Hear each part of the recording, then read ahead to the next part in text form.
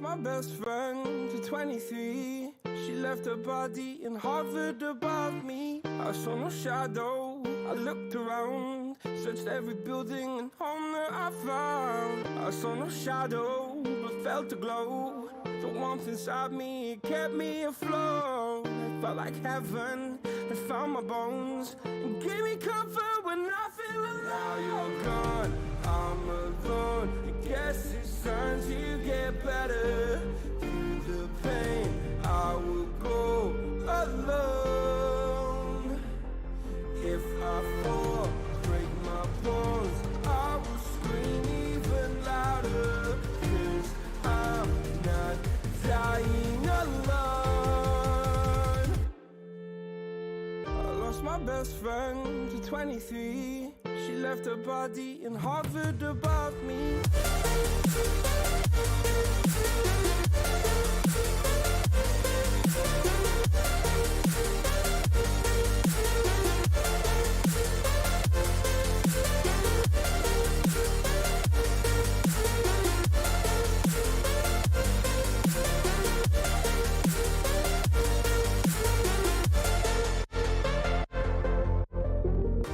My best friend to 23. I heard the heavens crying above me. They gained an angel, I lost a friend. I felt like dying again and again. I went through hell, stared at death, but I keep fighting with each living breath. I saw no way out from where I stood.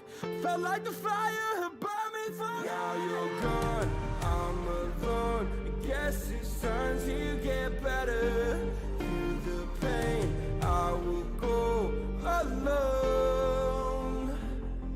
If I fall, break my bones, I will scream even louder. 'Cause I'm not dying alone. I lost my best friend.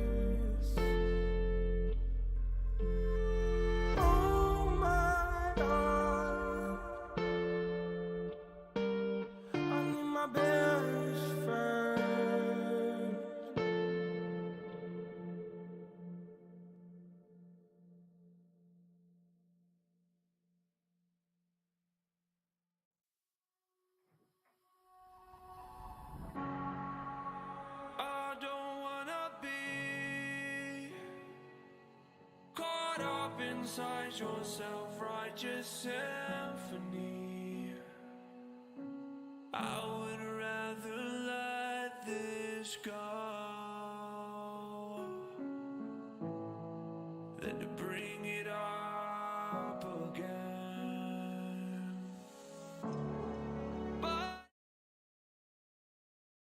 What's up, nerds? Welcome back to another episode of the Burly Fishing Podcast. We are live. It is Thursday, and we're here to have fun. Nothing else. Just fun. That's all we ever want to have on this show, right? That's what this show is for. It's literally just for fun. We have a very special guest that we had the pleasure of fishing with and the pleasure of being destroyed by while fishing for giant smallmouth on the St. Lawrence. This guy's awesome, and he doesn't really need a super big introduction. I think you guys should probably know this dude, but this is Smallmouth Crush, aka Travis Manson. I said aka to your real name because that is your true mask. I know that you truly are the Smallmouth Crusher because I've seen you do it. So what's up, man? How you doing? Man, it's good to be here. I'm looking forward to hanging out on this this live podcast. Pretty cool. Yeah, this is gonna be a blast. And if you guys don't know, because you don't, because we haven't said anything, on Monday we're gonna be live on Travis's show. So if you guys want to come see us again, a little double whammy action, we're gonna do this show, and then next week on Monday we're gonna be live on Travis's channel, and it's gonna be a blast. And we're gonna talk about all sorts of fun things. And today we're gonna talk about all sorts of fun things. So you guys should definitely tune in to both. And we thank you all for being here tonight. If you guys like the show, of course, be sure to subscribe, smash a like, ring the notification bell. If you're listening on audio, if you're on any form of podcast app, be sure to drop us a review. A little 5-star review goes a long way. Leave us a comment. Let us know what you'd like to hear on the show, what you'd like to talk about next. That helps us out a ton. And you guys are fantastic. You're so awesome. You know what we did? You know what we and Travis did that we're excited about this holiday season? Guess what? We have special edition boxes coming out from MONSTERBASS. Look, this guy has his right there. Look at that. So we are dropping special edition boxes just for a select few of the MONSTERBASS creators. They are a steep discount on premium baits. Y'all know we picked out the best baits on the site for you. So we crawled the MONSTERBASS store. We picked out the best baits that you guys would be buying anyways, and we got them set up so you're going to get a sick discount. I'm talking like 50% off. So both of our boxes are going to have a value equivalent to about 50% off, and they're coming at you. Travis, yours is $29.99, right? That's it. There you go. What's the price of yours? It's the same, $29.99. Look at that. Well, Jeff is low key double checking. He wants to make sure that like no one got the deal that he didn't get. We just talked to Debo. We just talked to Debo. We just talked to Debo, and we found out that Debo's trying to game the system over here. He threw in some. He did. Homeboy did 9 baits. Did you do 8 or 9? I'm not even sure. I honestly. Oh, see, I was the same. I was like, I don't know. I picked a bunch. I thought I went crazy, but all right, you guys, we're going to be dropping the links for those throughout the show. They're not even available yet. This is what we're talking about. Like this show right here, very special because we're dropping links to these, both ours and Travis's, to keep things fair. Because right now, Travis is outselling us on our own gosh dang turf. Okay. This is ridiculous. You know? Now, look, this is exactly the same crap he pulled on us in St. Lawrence. He's like, hey, everybody, we're having a tournament. We're going to have a tournament, but don't tell the Burly boat. Hang on. I don't know go. Travis. And now he's over here. Story. And now he's over here. He's over here selling the boxes before anyone else because he's the only one who knows that you can't. We're over here like, oh, keep it secret, you know, and blah, blah. And Travis like, okay, here's how you buy. Like, here's the code. It's $29.99. Like, what the heck? Look, here's the deal, you guys. Both links are in chat right now. Chaz just dropped them. So please click those links. Go check them out. Save it. If you're not going to buy it right now, buy it later. This is a sick deal. Trust me. And we're going to do a full unboxing video coming up soon on our channel. You guys can see everything in it. But I'm telling you, these are all baits that I buy anyways. And I know you guys buy. So if it's stock up time, if it's stock up season, or you're looking for a good Christmas present for yourself or somebody else or both, do it. They are in limited supplies. We have 200 boxes each, and when they're out, they're out. So pick them up while you can. You guys help us out. Both of us get a kickback from that. So we appreciate you very much for checking them out. Go do that. And I was going to jump into this because I don't think Travis knows what happened that first day, because everybody was like, oh, Paul and Jeff didn't know like what the game was, right? Like, why didn't you know this was a tournament? And you see it in our video. It's very obvious. Travis saw this. You see it in our video. Paul and I were getting onto our boat. We were the last ones to board the boat on the St. Lawrence day one, right? For the giant PB smallmouth tour. You guys. And there was no one beforehand. There was no structure to like the day. Yeah, it was like we like going into it. There was no plan. other than, hey, like we're all gonna divvy up, and there were like 4 boats, and we're all gonna, 2 or 3 people per boat, and then we were just gonna go fish like that, and then we all had content that we were gonna make, but there was no plan, right? There like was no things that we were gonna do outside of that. Much confusion had occurred, and basically Paul and I were like, no, Larry Melton Jr. and Fish and Grubs, you jump on this boat, that's fine. And they ended up winning the day, so we made a mistake there. But they went off on their boat. We were the last. By the way, Grubs is in the show. I wanna call out right now. What's up, Todd? He's in the chat. Absolutely. What's up, dude? What's up, homie? He wants to know if any of my tables are broken. All the tables are broken. We broke all tables before the show so that we could, really roll with the vibes that we had from the St. Lawrence trip. Now, if you guys watched the video, you saw this happen. We got on our boat. As we're boarding the boat, Paul and I are talking. We're talking to the guide, and then you can distantly hear Rick in the background through the severe winds, basically going, "Hey guys, this is a tournament. We're gonna do it. There's a $500 prize for the biggest bag." And like I heard it editing, and I was like, "What?" That's when it happened. Because hours later, they called our guide, and the guide was like, "Hey, did you know you're in a tournament?" And we were like, "No." We had like, well, that was like there was like an hour left. 4-pounders. Yeah. So that's what happened, Travis. I mean, we're embarrassed for it, but that's how it happened. I think you guys actually probably would have won if you would have kept your fish. So yeah, I want to declare you not the official winner. So no, because I'm the official winner. I will say that was a ton of fun, and I will be perfectly frank. One of my favorite parts of that whole trip was like constantly having boats roll up on us and be like, "Oh yeah, what do you catch them on?" And we're like, "Carolina rig," and everyone's like, "Ah." No. The response was everybody else was like Ned rig, right?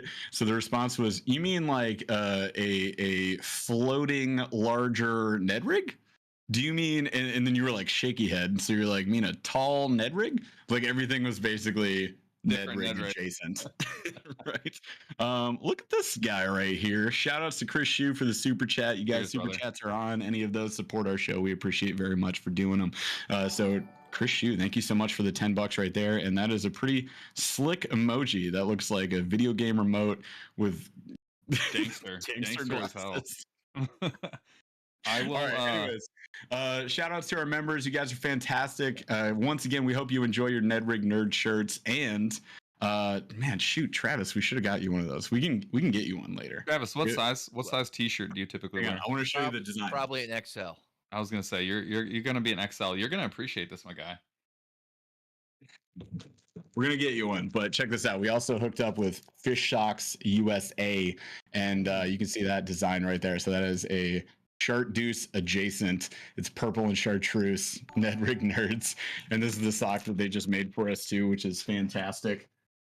Oh, and they'll be hitting the market soon, you guys. So stay tuned for that. But the shirts, we can always get more of those. We'll do like another limited run or something, but we'll hook up some of our favorite creators out there like Travis. Nice. And yo, Army Outdoors, gosh dang it, with another super chat, $10. Thank you so much, sir. Just ordered one of each box. Yes. Nice. But also, you're not helping us win, so you should have bought like 2 or 3 of the Burly box that said. I mean, great Christmas present. Come on, bro. I won't forget this, but I do appreciate it. I won't forget it. I want to get into the show. This is Mm-hmm. I don't know if it's my favorite question, but Q of the D is fantastic. Question of the day. It's an easy one. So Travis, we'll all get a chance to answer, and I'll explain why this is relevant shortly. But Travis, what is your Earth flat? No, what is your? I'm kidding. Travis, Fish what in is the your? Southeast just called it out because apparently Rick's talking trash. Jeez. What is Travis? What is your favorite flavor of ice cream? I'm curious about this. Yes, all-time favorite. It was like, this is it. This is all flavor you can, Yeah, you get one. You get one flavor. You get one shovel. That's all you get to eat with it for the rest of the time. It's gonna be pretty basic. Probably chocolate with almonds and chocolate chip. There it is. I was waiting for the twist. That is not basic at all. No, not at all. Basic at all. Like we told you guys before, we saw this guy just putting down black cherry, like just pints of it, just ridiculous amounts. Not pints, quarts, right? Like a quart. Oh, he had like a quart. But here's the thing, and this is why this is relevant. So I was going to explain it. Very relevant. We're sitting in the house. We're all just kind of having a couple pops, and we are, having a nice, fun conversation. And I didn't even notice this at all. And Grubbs actually noticed this, but Travis he's not just eating a quart of ice cream. I mean, he's like very casually holding it like it's a bowl, but it's just the quart of ice cream. He pops the top off of it. He's got a big spoon. Like, I mean, like basically shy of a ladle. He's eating this thing. And just top. Very like he's just talking and eating and talking and eating before I realized he's set it down and it's empty. And I was like, wait, what? You guys want to know the level of commitment that Travis went through on this quart of ice cream? He took the lid, immediately threw it in the trash. It was like, not gonna put this back in the freezer. But Todd noticed. He noticed this, and I totally didn't notice that he was like, double dipping, right? Like he's using the same spoon to eat out of it. No sane human being grabs like a communal, like something that you're not going to finish that you're just going to put back in the freezer. You just reach into the freezer, pop the top, and then just start eating of it for 10 minutes and then put it back. Like he totally had it with the full intention of finishing it. And then we found out that this is not a rare occurrence. Travis, and I'm flabbergasted. If I did this, I would be cardiac arrest. Like you'd have to come get me. Like how often does this happen? More so in the summer months, okay. Mm-hmm. Also, more so when I'm traveling. Although, if we have like some type of movie night here, I'll definitely probably finish off one of them big tubs.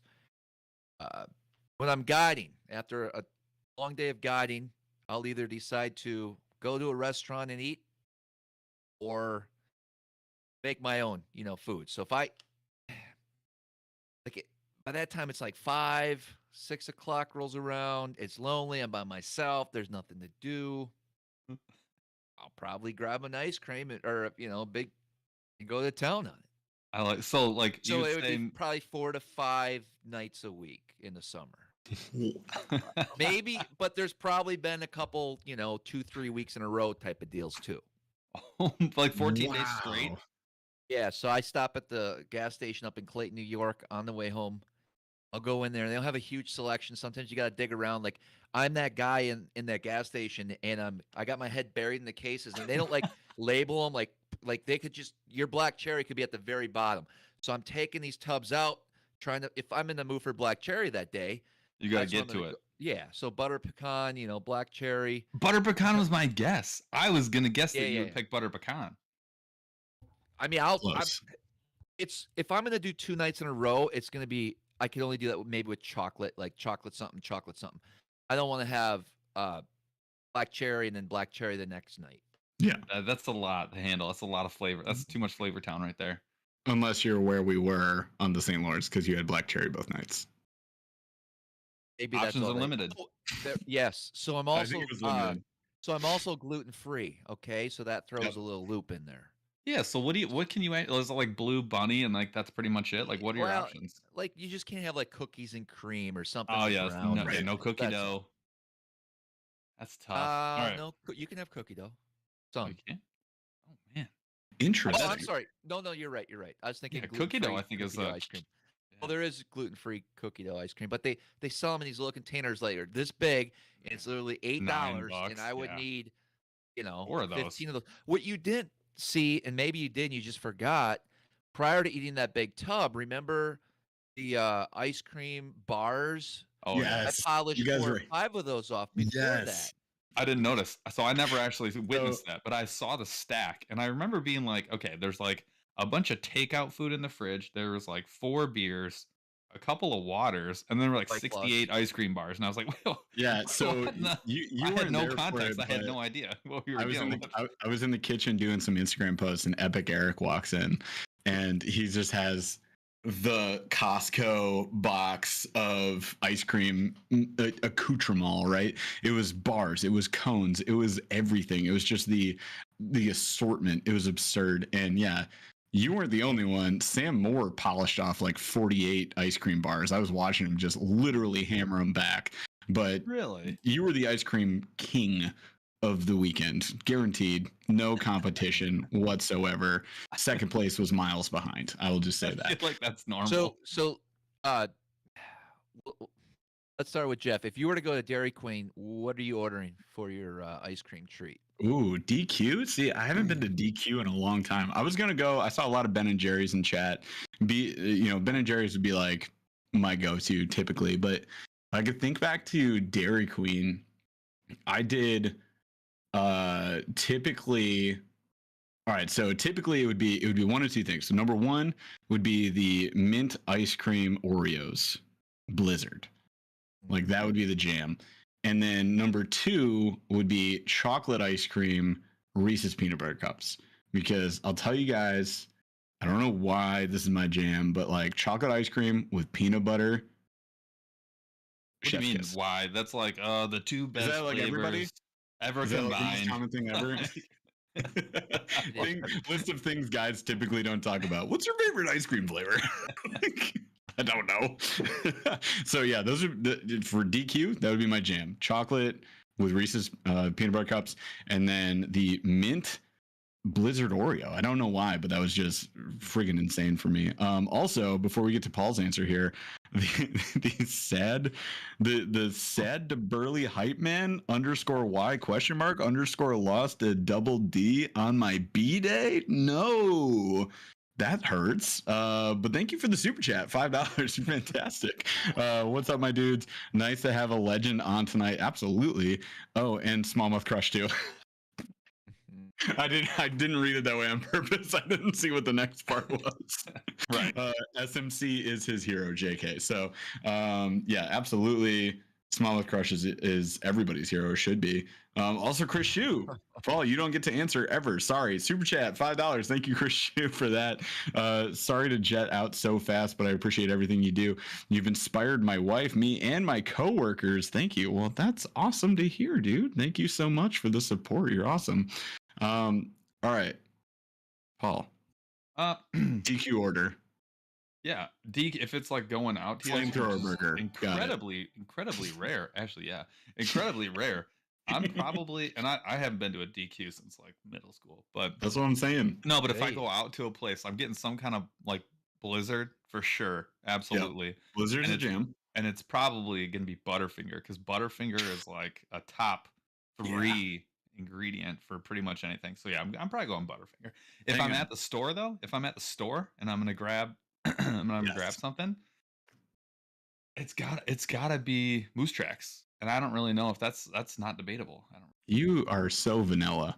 That is the most vanilla answer. Moose Tracks. Sorry, is like good things are good. Oh, chocolate peanut butter guy over here. Oh, I'm so creative.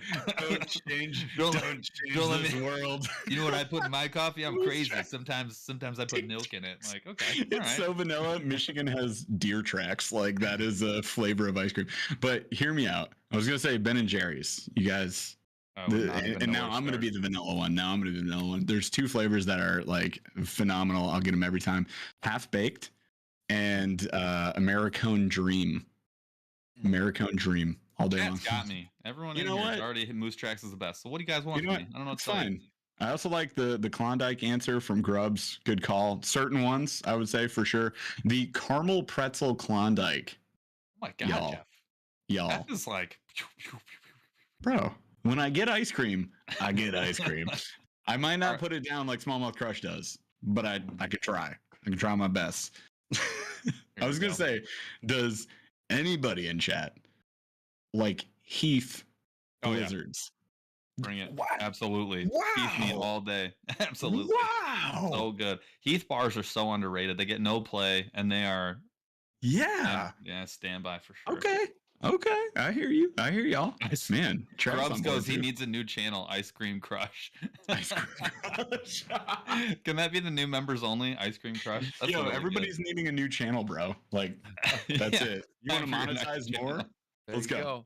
That's like where you're just eating ice cream, you're crushing some ice cream, and you're talking politics or whatever. Just getting getting into the insanity. I like that. Smallmouth fishing is just too tight a niche for you. Like we're feeling like you need to reach the broader audience. You got to talk about ice cream. That's what everybody wants. So I want to get it. I want to get into the show. Oh, go ahead. No, please. No, I agree. 100%. There you go. So there's your next channel. Coming soon. You're gonna get Eric on board though. We're gonna have to get him. His ice cream intake's gonna have to go up, I think. All right, let's get into the show. So getting into the show. So we always start with the same question. How did you get started in fishing? What was your entree?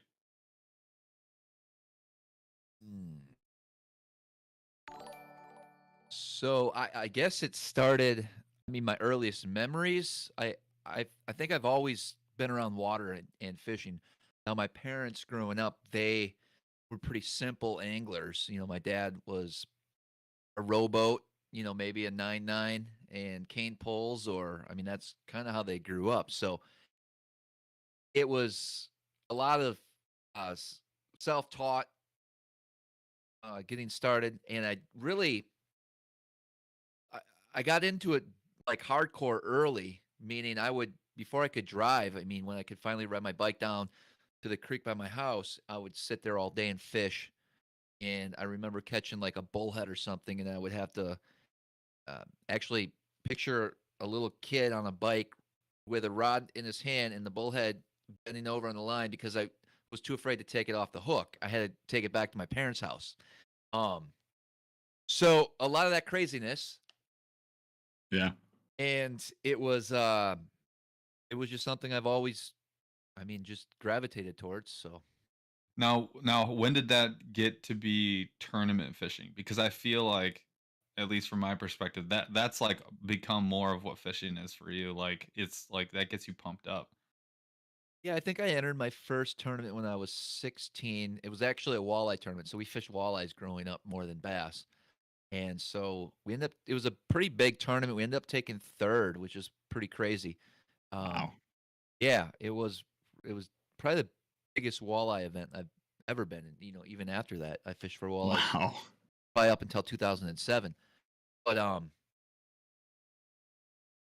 it even goes back to graduating high school. Actually, yes, graduating high school, and I had like my fishing outfit on under my gown because we fished a tournament that ended at like 2 and graduations was like 2:30, and so our parents were super upset with us. I remember that, but so it had to have started relatively early. Wow, that's awesome. Before we roll on, real quick, $5 super chat from Fishing the T-Rex. He wants to know: do smallmouth bass like to eat tiny people? See, all right. So Rick was talking a lot of trash over on the Monster Bass channel, is what I'm assuming from this. I saw a lot of tiny people and flat Earth way up in chat there. So just a heads up. It's not a topic that we chose for today. He's just a pot stirrer. He just wants to see. I feel like we knew this from the trip, dude. Like he just sat. So you guys, Rick was. I think I told our members maybe only. Like Rick was sitting on this chair in the corner, just like this, in a cap, with a like cap. a 1920s sleep cap. And it was just literally poking Travis with a stick. It's like, right, Travis? He was just literally sitting there like, how can I stir this conversation and make it worse? I actually found him very helpful. It really revved everything up. He's definitely got some thought-provoking questions. Yeah, he did want to go deeper on basically everything we talked about. Oh yeah, he wanted to go to level 2 and then continue on from there. Oh, we also have a super chat here from Big Rich _fishing for $5. Thank you so much for the support. You guys are awesome. All right. So Rick is a pot stirrer. Yes. Fish in the Southeast. He is. Absolutely.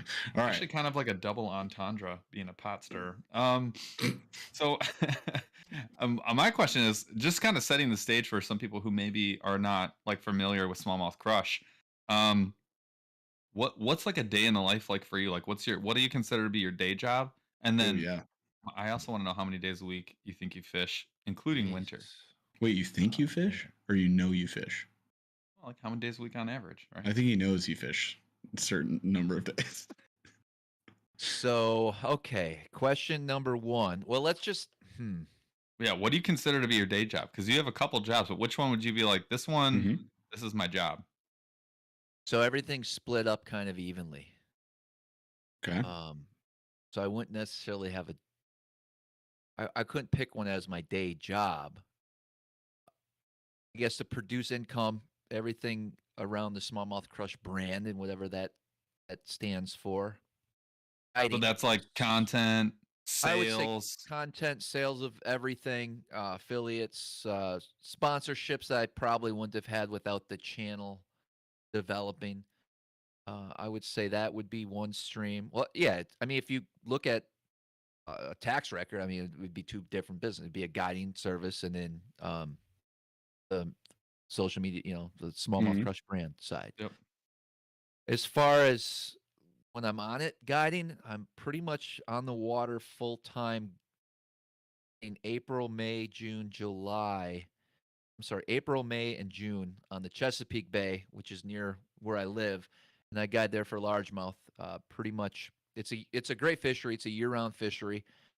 I just prefer, and it's a little bit easier from a guiding standpoint, to fish it at the prime time, which would be at April through June.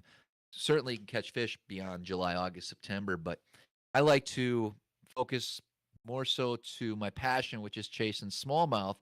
And so I head up to the Great Lakes, Lake Ontario, the St. Lawrence River, and guide up there pretty much July, August, September, a little bit into October. And then by that time, I'm pretty much planning fishing trips, a week or two out, maybe head back up to Lake Ontario, might hit up the Chesapeake for a little bit. But once December comes around, January, that's kind of my time to focus on tackle prep, organization. What do I need for next year? Getting a new, rigging up a new boat. Depends on like what are you going to do as far as tournaments, or how many guide trips do you want this week and that. So putting my schedules out. Sports shows are now back on. Last year they took a break. I do about 30 seminars over the wintertime too. So it's Wow. it's a downtime, but the winters go by so quick. I'm actually thankful to be. I do love the northern part of the country. I like the southern part as well. I mean, I wish I could live in both places, but if I was in Florida or Texas, I would not be able to get anything done, business wise or personal wise, especially if it's open year round and you can just take your bass boat out in January. I kind of like the fact that it gets a little cold up here. I mean, I can certainly fish on the Chesapeake year round, but there's days you don't want to here. And it's nice to have that little break. Do you do any ice fishing? I do a little bit. Back in the day, I did a lot of it. I was pretty hardcore into it. What would you target? Were you like panfish, or was it just back to walleye? Mostly walleye. Of course, there was perch, bluegills, crappie, things like that. But not like pike, nothing like that. Targeting, like doing a full day of like, I'm just going for big fish. No, so I was not. This was, by the time I was in my, I guess 2007, 2008 is probably the last time I was really big into it. So I wouldn't know, today's technology, live scope and all this craziness that you can use on the ice and just your setup. I mean, I still use a Vexilar. I've got a FL8 SE. Right? That's all I run, and that's all I care to run. I don't want anything more than that. I honestly don't. Right? No, I think I just run a Lauren. She doesn't know anything. She's terrible. Lauren is the worst. Absolute worst. That's what we call Jeff has a Lowrance little unit, and it's the worst. Can't stand her, so we renamed her Lauren. But it's not. No bueno. She's a joke. No, I think the Atari, which is what I call Atari's a great play. That's what I call the Vexy, sexy Vexy, and I actually have more fun doing it that way than any other way. I've seen some really cool. There's a million ways to do it, but have you live scoped? I don't want to. I think you haven't. No, I haven't live scoped. But let's say Hang on. So let's say that you were targeting a very specific species that you knew was a little bit harder to get to. Yeah. Like in like you went on a trip far away, like we did to the St. Lawrence, and you had the opportunity to use a live scope. You would. That's different. That's different. Yeah. That's like a weekend thing. I'm talking about like for me personally. But if we're going to Michigan ponds, like obviously, no, I enjoy it. It's overkill. I really love. You don't need it, but I really. And Todd calls it out. Like the underwater camera is so much fun. I agree. It's not that it's not fun. It is. But like to me, it doesn't work a lot of the time because the water's so freaking dirty. So Todd, we have like the same aqua view you do, and the problem was, well, the big problem was like we tried to use it on the Mississippi. That was a joke. It was impossible. On our ponds, it was like it's okay. It's definitely cloudy. And like no matter what setting you set up, like it just it's fine. So if you got like clear water lakes, great. Fantastic, and you get sick footage because we record ours and you guys have seen ours on our channel before, and we'll do it again this year if we can. But it's like it's got to be clean water, like it's got to be. If it's cloudy, it's gonna be gross, like you can't see anything. So I think they're cool. They're way overpriced, and like they just don't work in a lot of the waters we fish, unfortunately. But it's a cool option for sure. He's asking you if you actually unwrapped your camera or if you just left it completely wrapped. I love you so much, bud. Love you. I think did you ever like clean your friggin' GoPro lens of salt?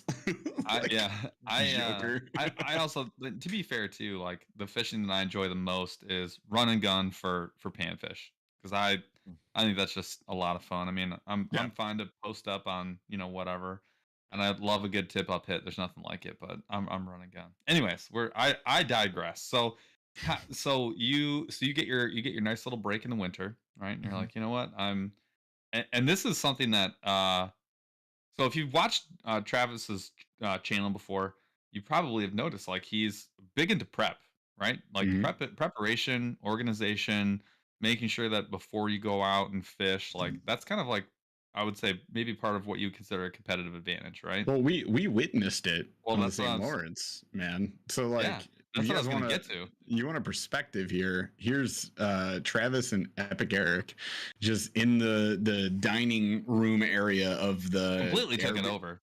Yeah, the Airbnb we stayed at. They basically had all their rods out. They were rigging everything. They rigged every single rod. They were respooling line. They were doing everything and just rigging it all up. They were the most prepared, for sure. So yeah, that's definitely a huge part, right?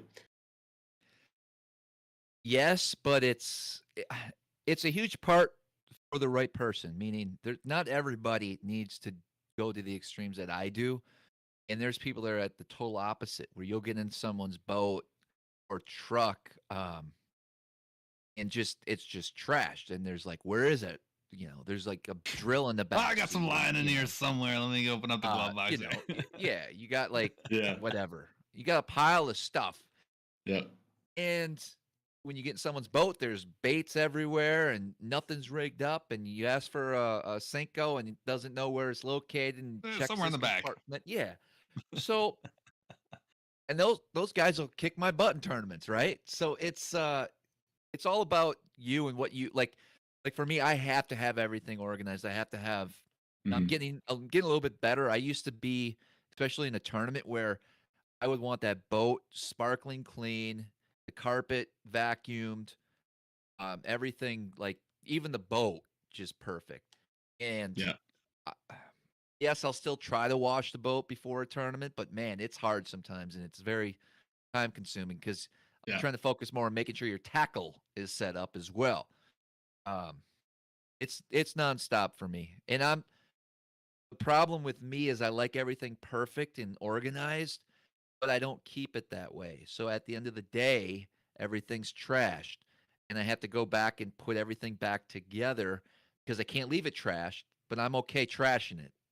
This doesn't even make sense. Sounds familiar. Oh no, I think that Jeff sounds like my life. Yeah, Jeff and I are actually, I would say we're pretty close, but we have a lot less to manage because we're 99.9% repeating for the kayak. So the max rods you're going to take out with you is like 12. 7. That's the absolute. I've never taken 12. Max. You've never taken 12. I've not. I'm saying that you could. I'm saying that you could. It's if you all right. Yeah, so if you absolutely could take 12. It's not a if problem. If you're a Christine Fisher, you're going to take 12, and you're going to win a freaking giant tournament, which she just won. So congrats to Christine Fisher, because that was freaking sick. Well, and she won Angler Angler of the Year. 35 grand.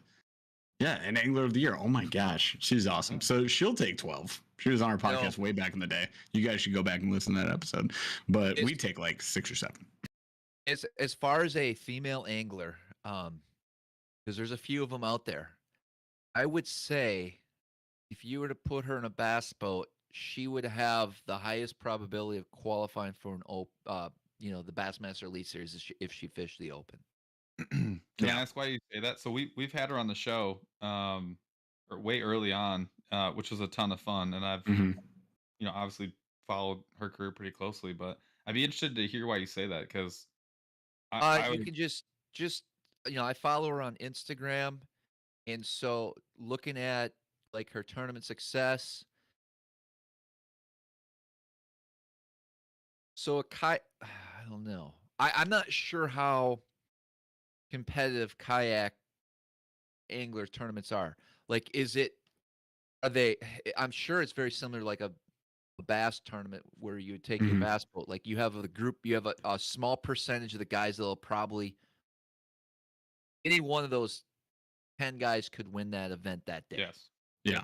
Then you have, sometimes they'll do okay, but more than likely they won't do well at all. Guys who, if they hit it on the right day, they'll shoot up into the top 5, but otherwise they're playing in the 20 beyond. And then you have your guys that just never do well at all. And is that what she's up against in these kayak events, or is everyone well, this was like the boss event. This was like huge. This is a huge event. I mean, it's $35,000 prize. It's the Hobie Tournament Trail, right? So yeah, it's big. That's aggressive. That is a competitive tournament circuit. Well, but what the question was is like, what is kayak fishing tournament like versus how does it translate to a bass boat? Sure.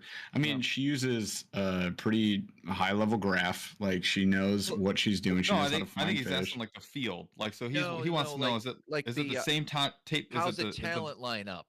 The top 10% is like always the top 10%, and then you've got a stratosphere again below that where it's guys who occasionally are jockeying to get up to the. You'll see Dusty Acker; he'll be in the top 10% every single time, right? You'll see those same people.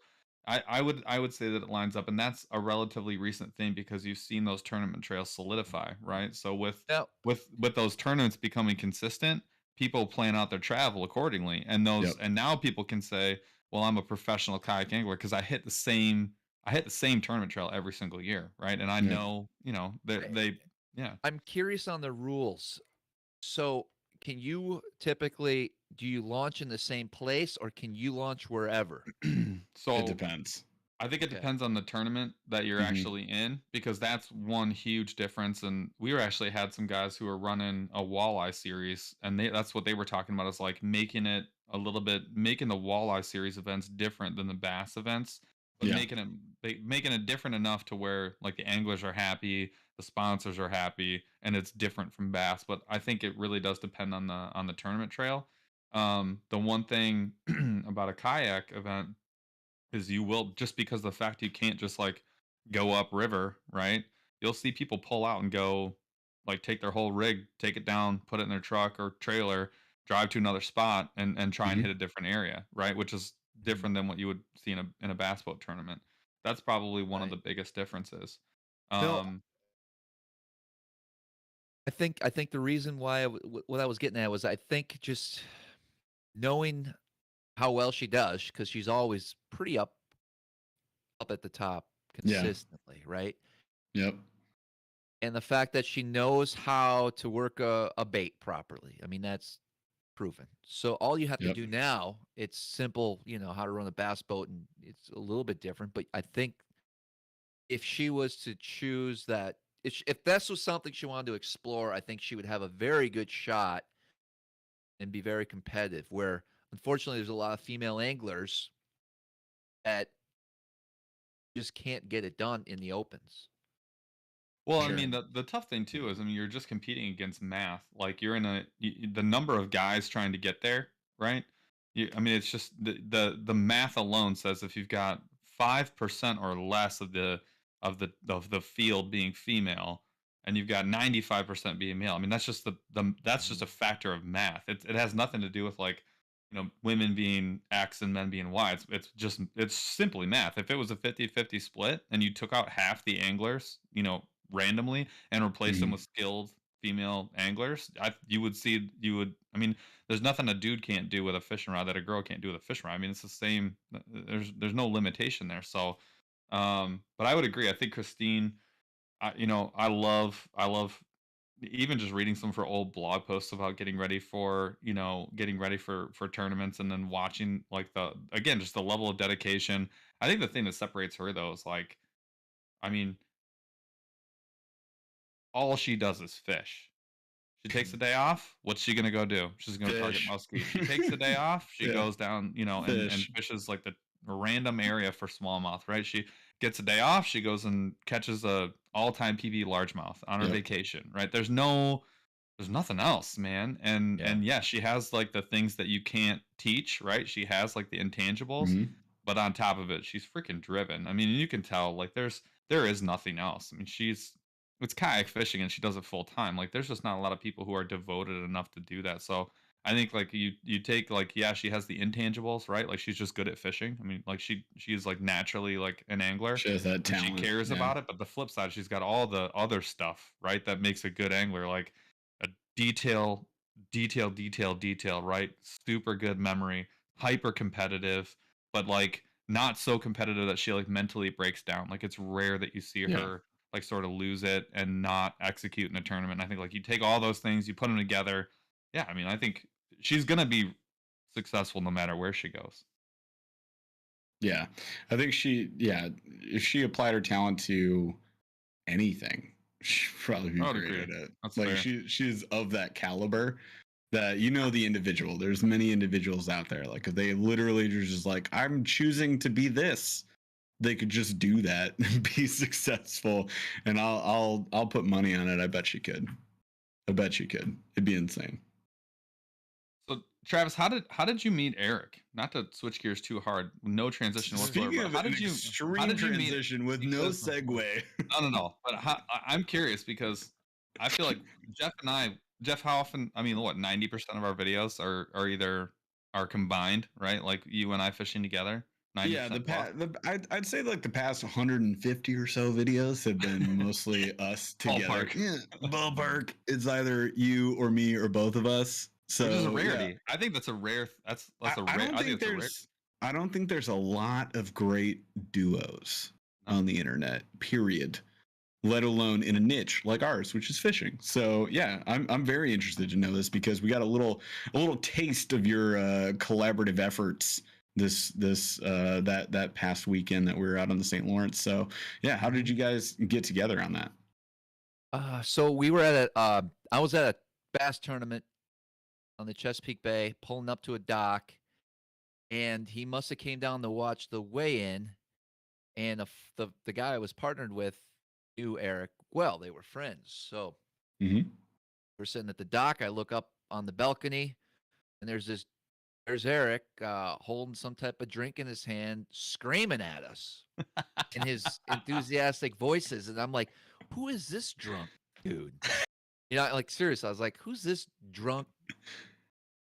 Probably like, you're ready to put him on the Karen watch list for your video. This sounds just like our story, Paul. And so he came down. He's really loud, kind of obnoxious. I'm sometimes cautious around new people. I'm feeling them out for a little bit. And he talked to me a little bit, and that was it. Fast forward a month later, 2 months later, I think it was. I was on Lake Champlain. He happened to be up there for a family deal. He got a hold of our mutual friend who called me and said, hey, my buddy Eric, remember him? I was like, yeah. Drunk loud guy. He wants to come out with you fishing tomorrow on Champlain. He's up there for a family. I'm like, Jack, really? Do I really got to take some dude out fishing? I'm like, but I was like, I'll get back to you or something. And he was very consistent. He called me at like 3 then. He's like, hey, I'm like, fine, I'll do it. So I met him at the ramp. He wasn't loud or obnoxious. He was very, he was very Eric. Seemed like Eric. And so we just fished the rest of the day, and he slipped me $100 bill at the end of the day, and away he went. So, I'm like, all right. you guys exchange numbers and then that was that, or what? Do you guys kept? You guys just kept you got to fishing? picture Eric. So now Eric's got my phone number, probably, right? And so Oh, no. he's, he might buy it. Let's say he buys a crankbait a month later. He's gonna want to text me, or hey, this might have worked on Champlain or something like that, right? So it always starts out with like a little innocent bait picture, and this is so weird. So this is like fish dating. It's like, hey, what do you think about this crankbait? Travis is like, I don't know. How many times you just text a dude that you like fished with though, like after the fact? Like none. Like never. Oh no. This is great. And then did you guys start fishing more casually? Like how did that? Because I'm curious. Okay, so now he's telling me about how he's got all these secret little sneaky spring crankbaits, right? We need to try them on the Chesapeake, and he's enticing me with all these topics of Japanese hooks was that plastic made pre-1972, or is it this plastic from this company? And so I'm like, all right, maybe you'll show me a few things here. And so we fished on the Chesapeake. We made our first video, and then we kind of just fished pretty consistent together and started fishing tournaments and stuff. So I would say, well, he's on my live show every week for the most part, 90% of the time. And then we probably get to fish together, depending on the year, maybe 8 or 9 times a year. That's it. That's it? Yeah. Oh, wow. I'm surprised. So how often, are you guys talking on a regular basis though, other than the show? Like, is that consistent for you guys, or is that pretty much your only so he'll connection point with the show? definitely call me at the wrong times throughout the day, every day. Yeah. That sounds like Paul all day long. Paul and I, when we text each other, we're like, hey, I need this thing. Paul's like, sure, I'm currently drowning in a meeting right now, but that's fine. Or he'll text me and like, my daughter's freaking out, or people are roofing right now. Like, I'm getting a new roof, and I'll be like, cool. I'll get to that in like 5 hours. Like, I get it. I mean, you guys had honestly like great camaraderie like when we were on that trip. So I would have not. I was actually going to ask. I wouldn't have pegged you for that few trips. I would have. No, not at all. 150 trips a year. I would agree. We are on the phone quite a bit, right? So we do talk, run ideas and stuff like that past each other. So it's not. Yeah, but really 8 or 9, because my tournament schedule or my guide schedule is sure. He's down by me, and I'm 5 hours away most of the summer. He'll come up there. If I'm home for a couple days, maybe we'll get together. So that's kind of how that works out. I don't think. I think it's perfect. Yeah, it's like enough. It's enough to be like a good. You get a little too much, and it's like, I don't know. Like, so I gotta ask you, what do you guys think is? I kind of switched it up. I actually switched these questions backward. What do you think is the biggest difference between you two? Wow. Like, are we talking politics or? No. Like personality. Like how you guys like. We only ask the hard hitting questions. How you guys here work, on or how you fishing. fish. Like, what do you think is like the one thing where like, yeah, this is the exact opposite. Well, he's very detail oriented when it comes to baits, and whether it be how to fish them or I'm like, he's a crankbait fanatic, and he knows everything about every crankbait ever made. And I'm like the guy over here that'll say, at least in my mind, I like to think I'll be able to throw a DT6 and a DT10 and give me a square bill, and I'll be able to catch just as many fish as your 1972 bomber, Richard, who's that guy that signed those? I was gonna say Richard Nixon, but he wasn't the president. Yeah, I was like, that's a Nixon's got baits, dude. What? No way. So that's my point. I think we're different. I'm very simple when it comes to some presentations, and we're both really good. He's probably the best. I don't want to hurt anyone's feelings. I'm trying to think how to say this. So, anyway, he's very close to a lot of people. So, I would say of everyone I fish with on a regular basis, he's one of the better anglers. Like all around. Like get him out there with a rod and he can go get a salmon or a walleye or a bass. I feel like if we're in a tournament, he knows what to do. He doesn't need instructions. Sure. We're on the same page for the most part. He loses a little bit more fish than I'd like at times, but I also like pop off the hook, like yeah. Ooh. Classic Paul. Interesting because I will say, oh wow. I'm kidding, Interesting because I was gonna guess Rick Clun too. Yeah, that's what I was thinking. The Burly hype man. But my he's like a hook fanatic. I could not believe like how much mental and a lot of times he devotes to hooks. He doesn't lose them all time. He's just there was a couple key tournaments that at least 2 of them for sure, maybe 3 or 4 that I knew. We were in trouble after that break off or fish coming undone. So hang on, is Eric going to be on the show on Monday when we're on? Yeah, he'll be there. In fact, oh man, I can't wait for this. It's gonna be the Monday show. I actually have to look at my way of streaming. I use a program. I don't know how many people they allow on it because I'm having everybody from the Monster Bass trip it's gonna on at get the same time. Yes. Well, I just want you to know that we're going to be the loudest and the most obnoxious because that is that's our badge of honor, my friends. Like, yeah, duh. I have no idea how. Yes, duh. It's going to be a disaster of epic proportions. It's going to be great. It's going to be a lot of fun. Why does Fishing Grubs in the comments go, when is this? He got the invite. I was hoping. Fishing Grubs. Grubs, it's Monday, so you need to clear your Monday night. If you could please clear your Monday night, that'd be super great.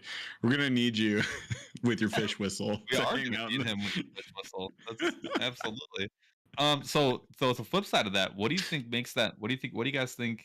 Let's say you guys. What do you think makes that relationship work so well? Because if you're not seeing each other that often, but you guys are into the business side of things together enough, and just I don't know what. As far as the chemistry, I don't know. I think we're both just efficient on the water, and we're both prepared. We know what techniques we need to throw, and if there's something I get, like I wouldn't have a problem even with his lack of experience on Lake Ontario fishing a tournament with him. He'll be able to get the job done. Can I tell you what I think it is? I was blown away at how comfortable he was being extremely forthright with you and how receptive you were to hearing what he had to say. No matter how he said it. He was like communicated like a married couple of 50 years. Oh yeah. It was stunning. I'll never forget it. I won't, because he was like straightforward. In no uncertain terms was like, I disagree with you. This is wrong. Respectfully. You were like, F off. Okay. And you were like, you. Fine. That's a really valid point. I hear what you're saying. Continue. It was the most absurd argument I've ever been privy to. Like, it was incredible. I'm so impressed. I haven't been present for an argument like that with adults ever, because my parents got divorced. So my parents would be like, blah, blah, blah, blah, blah, blah, bye. And then you guys were like, let's work this out. Like, it was incredible. I was very impressed. I think that's what we all sat there in awe. We all sat in this dining room as you two like just went at it, and we were like, huh, neat. No, but there wasn't like the undertone of animosity was not there. Yes, it was that's like what I was gonna say. Yeah. It was like strong opinions, but mutual respect. And I was like, holy crap, this is very positive. It was great. Surprised. It was great. It was great. I was epically impressed. Now, here's the part of the show where I want to shift to your content creation side of things. So I want to ask a few questions that I ask all creators that are, I think, interesting for everyone to hear, and also like eye-opening as well. So what I want to ask you first is the most fun question. What is like the most rude, maybe just straight up meanest comment that you've received, or post or jab that you've gotten from being a content creator? Ooh. Like live stream or videos alike, or post. There was a handful of them.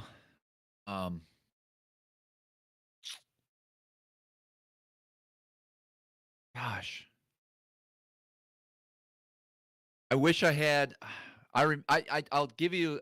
So yes, I remember it. I actually responded to him a few times, even through email. So first off, if I get a weird, so I don't always look at, a lot of it's fluff, right? You know. Yep. You're ugly. Eventually, Okay. you'll get the same guy. Will develop patterns. You kind of, you know. Yep. But there's one. So first thing I'll do is, if it's like crazy, I'll go, okay, this guy got a name. Is he hiding behind something else? I'll go to his YouTube channel, see what he's got going on there. See if I can find any videos he liked. Typically. Yeah, but sometimes you can. So if I can find him on Instagram, first thing I do is follow him. Okay. Then found out his mom's maiden name, and then what I do? A lot of times it'll be something like house, and then I beat his ass. my favorite part. My favorite ones are like the minor ones. Like a guy goes, "Oh man, I just wasted half my life, watching this video." Not gonna get that 10 minutes back. Oh, okay, what I'll do is I'll instantly reply, and I'll go, "Thank you for your comment. We certainly appreciate it.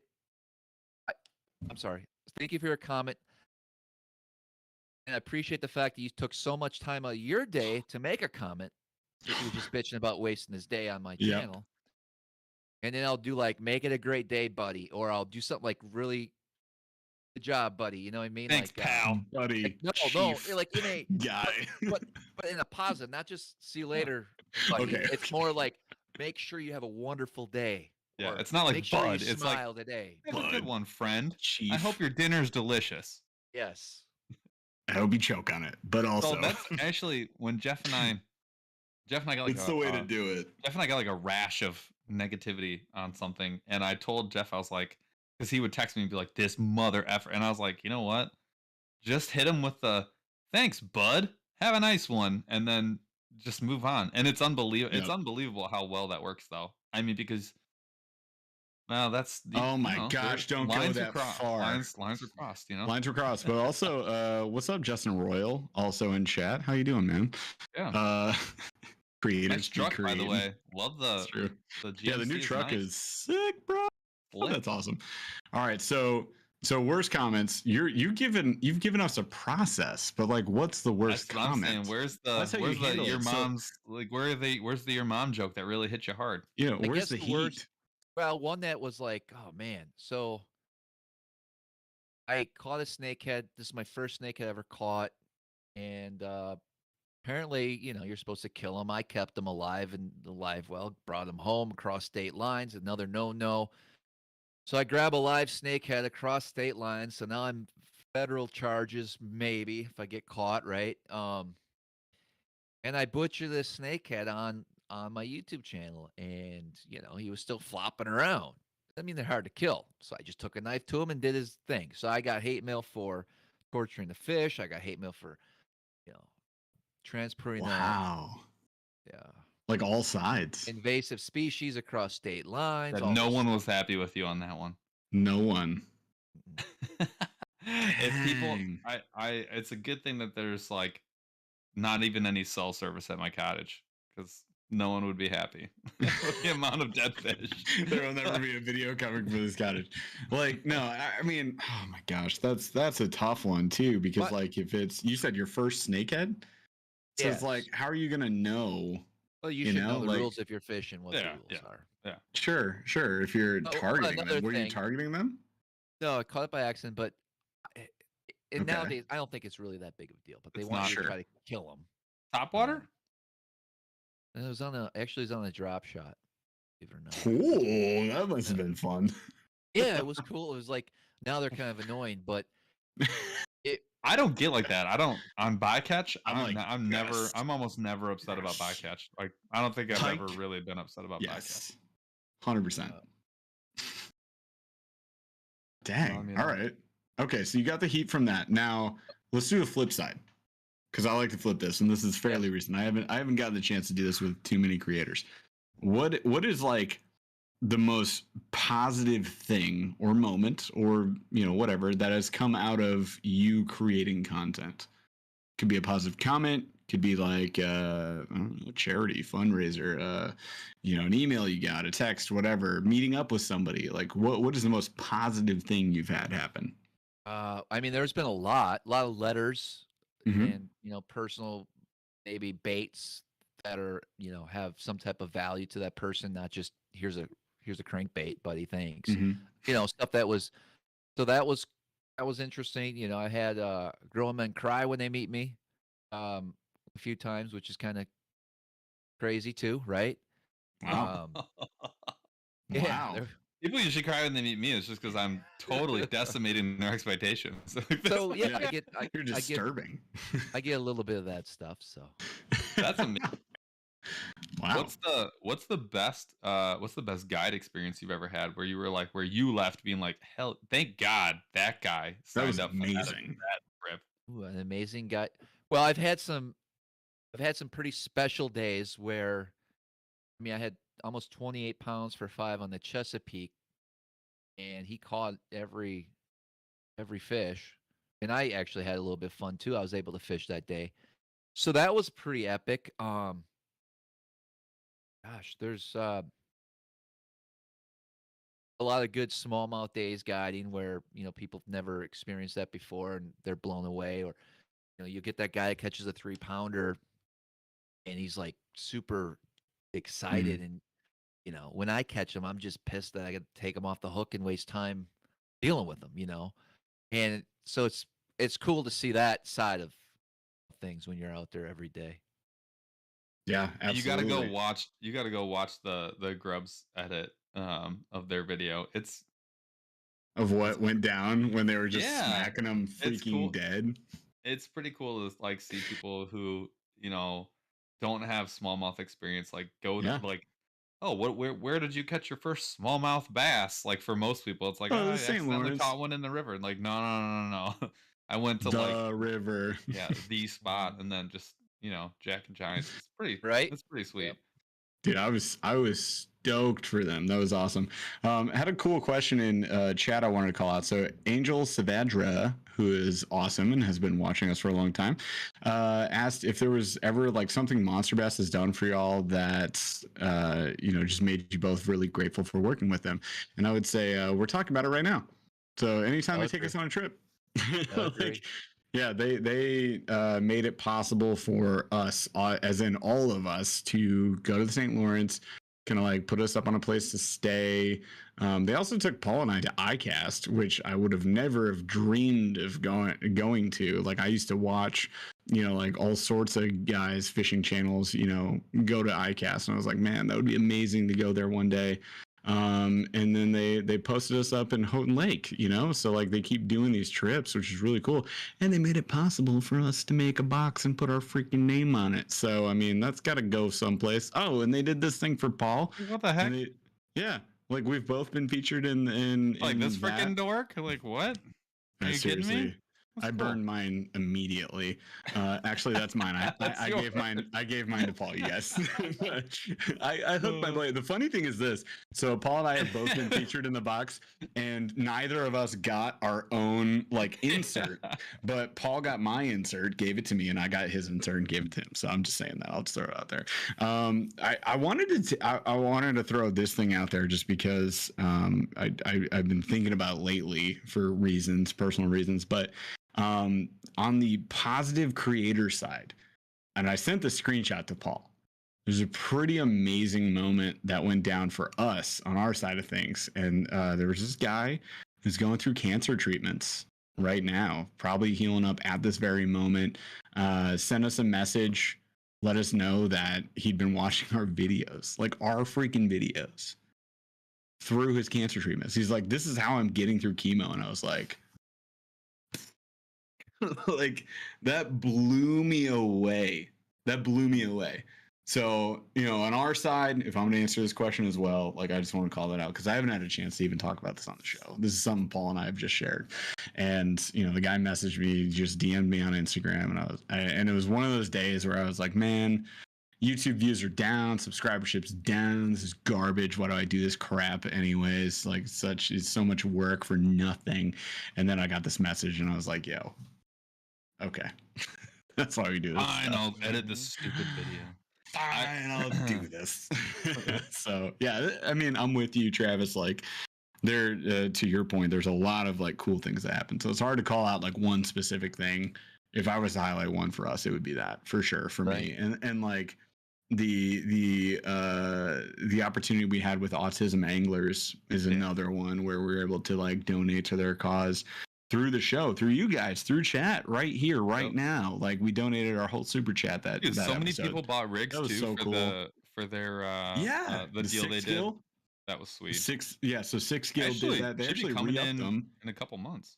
And GFon, gosh dang, GFon, can you hit up in chat that watch company you shared with me earlier? There's a watch company you shared with me. Do you? No, not yeah. Well, that's Autism Anglers, Chaz. So Autism Anglers, you guys definitely all go check them out. Donate any surplus lures, rods, reels you have to them, please. That's amazing. It all goes to a great cause. They donate a massive percentage. Like a massive this is not your typical nonprofit. Like they donate a massive percentage to the cause. They're fantastic. But GFon shared with me like this watch company, and I bought a watch today. It was like $40, but like 10% goes to towards autism cause. Like it's pretty freaking rad. So I don't know, GFon, if you could drop that in chat, that'd be fantastic, and then Charles can share it around. But yeah, just being able to be a part of that. So I got to ask you that question as well, Travis. What is like a cause per se that you've become a part of due to your prestige as a fisherman, as an angler? Give me an example. So yeah, for us, it's like Autism Anglers. Okay. So like my daughter has autism, so it means something to me, and we hooked up with them. Don down there is a just gigantic, awesome bearded man, and like has been amazing to work with. But have you hooked up with anybody who like donates to a charity, a good cause, anything like that? No, so I do help like back in the day, a lot of kids fishing, stuff like that, getting the youth involved. But as far as like charity work and things like that, I have not participated in anything like that. Okay. So yeah, I was surprised personally that there's a large number of like opportunities out there. So I don't know, man, just like stay tuned. There's probably something out there for sure. But I like that you just mentioned like helping kids get into fishing, like just so that's like the outdoors research. We recently did a river cleanup. You guys gonna see, I think Monday, Drops right, Paul? Monday, yeah. Monday. I'm gonna post it tonight. Yep. So Monday, we're dropping the video of our river cleanup. Guess what? We caught 0 fish, but we watch it for other reasons.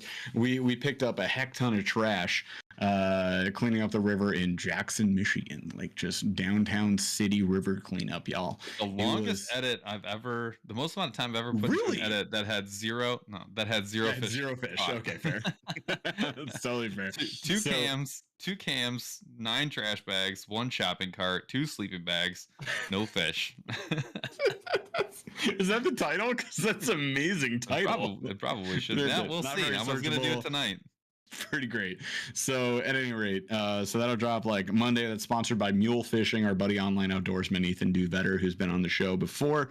Fantastic gentleman.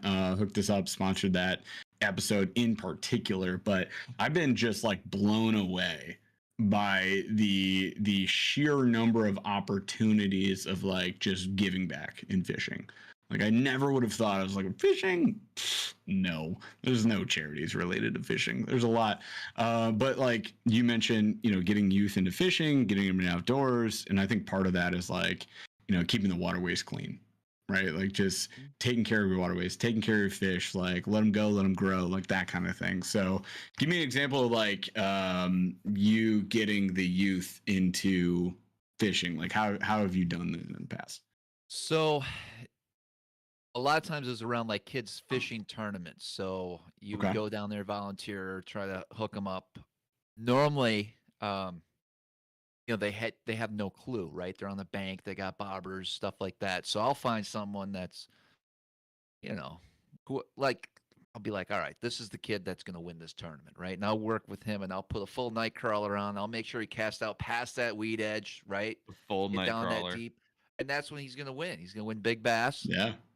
Doing that kind of stuff, than trying to, cast a little half piece of night crawler.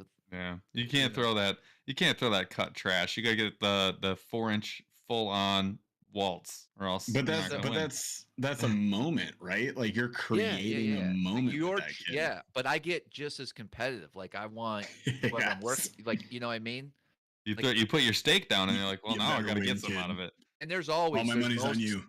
So a lot of times it's most fish, largest fish, and smallest fish. So then we'll go get the small fish. That's real simple. Put a smaller hook on. We'll work those little bluegills, and then the most is simple. You just find a little hole that's got boom, just fire away. Yep. So that's that's always a good time. I like doing that. I got a honey hole. I got a honey hole in a lake that like nobody knows about. Where they run these like little ice tournaments, and I know where the baby bluegills go. Do I know about this lake? Yeah, well, you know about the lake. It's Kavanaugh, but I know the spot where all the baby bluegills go. No one knows the spot. I don't care. No one knows the spot. No one knows the spot. But I know where all the baby bluegills go in the winter. I know where the big dogs go, but I know where the babies are at. And I just want to be like boop boop. No, boop, because boop. they run early. It's early. It's like right after MLK Day. It's early in the season. Yeah. And I know where those like fish are, and I'm tempted to like take my son out there just to go win one. Just like get him the trophy, just go knock him out. Be like, yeah, sorry guys. It's not really fair. I fish that lake all the time, and I ice fish it even more than I fish it in the summer, which is kind of stunning. I love it. So we're at the hour mark. So I do want to hit one thing. We actually got a couple of questions on it early in the show, and I was watching your channel the last couple of weeks, and one of the things I wanted to talk about. I loved the St. Croix conversation that you guys had with the guys over at St. Croix. And we had some question about the victory series. So can you, first of all, how many brands of rod are actually on your boat? Ooh, good question. You mean numbers? No, like how many brands? Like how many different brands of rods? Oh, yeah. St. Croix, that's it. And I wanted to make that point. So then, but you are, what's your favorite series out of the St. Croix lineup? Of course, it's the most expensive one, but it is the Legend Extremes. Those are cheap. Those are usually in like the $300 to $600 range, right? Yes. Yep. They're totally inexpensive, and you had them all out in the dining room, and basically I was like drooling on all of your rod combos. I was like, I don't think anybody knew. I don't think anybody knew to drool though. Like, because most of the guys that were there, I did. Most of the guys that were there, I mean, like you got saltwater fishermen, which no offense, but not often getting into the St. Croix scene, right? And then you got guys down south, and I mean, not that it doesn't work, but that's probably not going to be your go-to, right? Especially when you're looking at spinning rigs, you just kind of like gloss over it. I just remember looking at Paul and going like, these are it was I remember these are very nice setups. Well, the other question I have is, you're probably the only guy who would gravitate to like a medium light and be like, oh, that's cool, maybe I'll give that a shot. So what's your, like, if you could only have one spinning rig, like what's your one spinning rig for smallmouth?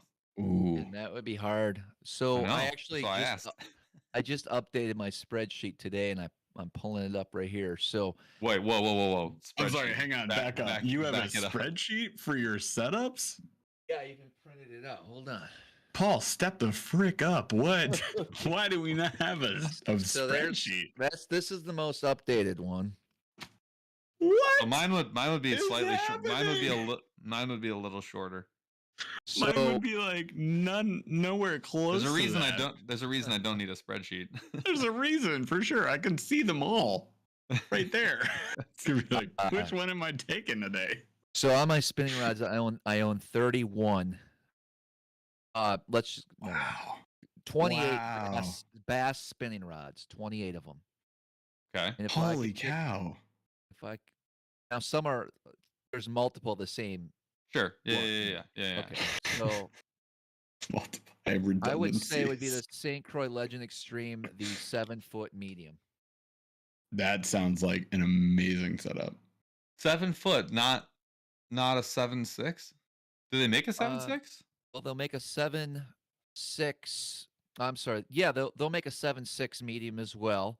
I like to keep every rod, or at least as many possible, for specific techniques. So if I'm finesse fishing on the bottom, I'm gonna want every single rod I pick up to be at least 7 foot, and then depending on the weight and the conditions, will determine if it's a medium or a medium light, as well as, of course, the technique. Mm-hmm. Oftentimes, I'm fishing a medium light, and we're talking open water smallmouth. And when I'm fishing more heavier cover or largemouth with a spinning rod, I would definitely need that medium. But the medium's nice because you can do both. You can throw a lighter Ned rig, although when you throw it on medium light, it's a whole nother world. You can know exactly what that bait's doing down there with a medium light with the perfect setup. But man, they have a bunch of other good rods that are not as expensive, like a St. Croix Victory, which is their new series of rods that came out this year. I've been testing those, and they're not as sensitive with bottom baits as a Legend Extreme. I mean, but there's a reason. I mean, the Extreme is $500 more. They're fifth the price. Yeah. Wow. If you didn't have access to a St. Croix Extreme and all you had was lower, little entry level rods, and you picked up a Victory and threw a Ned rig on it, you would be like, "This is great. This is perfect. I'm cool with it." Their Victory lineups where it's more of a reaction bite, so their spy bait rod, their hair jig rod, amazing. And the hair jig rod, what makes it a hair jig rod? Because sure. I imagine it's interesting because the only reason I bought a medium light, I have a medium that I really like. The only reason I got a medium light at all was because I wanted something that was a good jigging rod that was a little bit longer, and to go from a light or an ultralight, other than going with like a cheap panfish rod, one of the best rods that I found to get that 7.6, which is what I like, was to go to a medium light, and it was the best decision I ever made. It opened up, to your point, like a whole new world. But I run that with like a little paddle tail jig like all day, and I'm wondering what's the difference between that and like what you would call a hair jig rod, because I would run them almost the same, except the hair jig just maybe a little slower. Same. It actually would be relatively close. So before St. Croix introduced the Victory hair jig rod itself, I had to use a 7-foot medium light St. Croix Extreme. And that was fine. It worked perfect. I didn't know what I was missing until I actually gained that new spy or hair jig rod 710, I believe, extra fast. So it's got a really nice tip to it that allows you to really fight that fish, which is important with hair jigs because you never know how they're really hooked. You're also more than likely, when you're throwing the hair jig, you're reeling it through the water column super slow. But there is times that you'll actually be able to pitch to a fish you see swimming and fish it almost like a Ned. And Victory hair jig rod, it felt pretty good having bottom contact and knowing what was going on with that hair jig when it was down there. So sensitivity is great. It's just you're not going to have that super, super high, which is what you need personally for drop shotting, for sneaky times when you really got to get finessey. I think you can get away for the most part though with that whole series if that's all you could really afford, if that's what your budget allowed. That's insane. So I just want to call out in chat. People were like, "Oh, how many spinning rods do Jeff and Paul have?" And I can answer that for you. If you don't count Paul's cottage, because I don't think that's fair, I would say just like standard, run-of-the-mill arsenal at the house. Yeah, it's like 4 or 5, right? 4 or 5 spinning rods. 5? I think I have 5 for spinning rods. Yeah. Rods. 5. I need more reels actually, so I only have 3 that I use. So there's the ultralight, it's a medium light, and then the medium heavy are like the only real ones that I use. And I have a medium. It's a Duckett Silverado, but I need a reel for it. So I don't use that. I do have a Guggen rod somewhere over here. I don't use it. I actually have a question. I think I heard that you use a what size spinning rig do you use typically? Uh, The rod total, I have no idea. I'm gonna say 40 because I have like 10 right here and a whole bunch upstairs, but I only use 7. And a bunch of them are really old. Like I have my grandpa's combos and stuff like that. Paul, how many do you have? Not that many, like maybe a dozen, 15. But like I'll because I don't have the ability to like go grab 20 of them and bring them all. Like I don't need to have. Exactly. So I don't. So what I do is I end up, and I'm not like on a deal with anybody, so I can do whatever I want. So I end up cycling and trying things and messing around with combos and finding the one that I like the most. And so yeah, I end up with a lot less just because I don't need as many. I need 6. And the irony is when you get down to that level, like I end up with like 50% of those being very technique specific and 50% of them not being technique specific at all and being do it all. I need 3 that can do it all, and I need 3 that can do the specific thing that I want for the day. Yeah, so like Travis is talking about hair jigs, 5/8 rods, and like never would oftentimes the big difference between kayak fishing, well, bank fishing, kayak fishing, and bass boat fishing is just specificity. Like we can't specify, like we can't afford it. You could, but you'd end up being upset, and that's what you would be very upset. Yeah, because you just don't know. The thing we do most often that you guys know who watch the channel is like we fish new water. Like we're always fishing new water. Yeah. We're fishing new sections of the river. We're wading new sections of the river. I'll be in a place I've never been. On a new lake. I'll drag my kayak to a place that is. I don't know what I need. That I maybe saw it on a map that I want to go check out like that, and I don't know if there's fish there at all, much less. We literally guess our 6 to 7 combos. We're like, these will probably work, you know. Like most of them are bait casters. It ends up being time of year. So like right now my setup more is spinning combos, more light crankbait rods, right? Mm-hmm. I'll have 1 jig rod. I'll have 1 ultralight because I just always want to have that in the boat for fun. Yep. And then I'll have usually outside of whatever those technique specific rods, 2 to 3, medium heaven, 7 6s, and that allows me to do what I got to do for the day for anything: pike, largemouth, smallmouth. It doesn't panfish, so yeah, it's different. But my question was, what as far as spinning reels, I'm interested to hear what size reel you use. So every reel's every reel's the same. So again, just like I want my rods to be the same length, I want my reels to all be the same brand, the same. Mm-hmm. I want to feel the same in my hand. And so I run Shimano Vanford 3000 series on every bass spinning rod that I own. So the 3000, that's what got me. So it's a higher gear ratio. It's not very much. It's not that much bigger than a 25. You're going to get a little bit better. I think the spool might be wider on that as well. I just like the feel of it. It's really like the balance of it. Yeah. Because the irony is I despise everything above 2500, and I really don't like 2500. I like 2000. We use a lot of 2000s. So I would freak out if I had to go back to a 25. It would feel too foreign. That's incredible. I think I have 1 3000 size reel, and I'll probably buy 1 more for the medium heavy. I have a 25, and I've been using everything I have is a 2000 or 2500. I took a 2500 to the St. Lawrence. And I actually kind of fell back in love with that size, but only with that medium heavy that I was using for Carolina to throw the 3/4 half ounce. Because it was catching fish. And I didn't use it for anything else, and I probably never will. I mean, I'm just being honest. Like I like the 2000, and I'm okay with that. I'll die on that hill. I have another question though that goes along with that. What really blew me away is when I heard the the diameter braid that you use, the size you use. Yeah.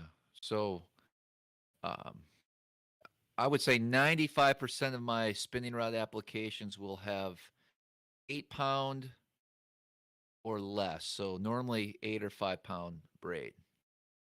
That's what freaking blew me away. Like when I think about, do you spool it all the way up? Like you You go all like you fill that reel up like normal with leader? freaking 5 pound, and then hit the leader. Well, I'd put a backing on a 3000. You'd probably burn up, I don't know, I'm guessing 400 yards if you put all braid on. So I'll do like 125 yards of braid, and then I typically fish 80% of my leader material for smallmouth is going to be 8-pound fluorocarbon. Yeah. What's your favorite fluoro? I guess the one I always gravitate towards is the Bass Pro Shops 100% fluorocarbon line. I don't know who makes that for them. Sure we could find out, but it's just don't have issues with it. Yeah. I was gonna ask. You gotta let me do my job, Chaz. There was a whole show on this. I listened to it. It's not the FT knot.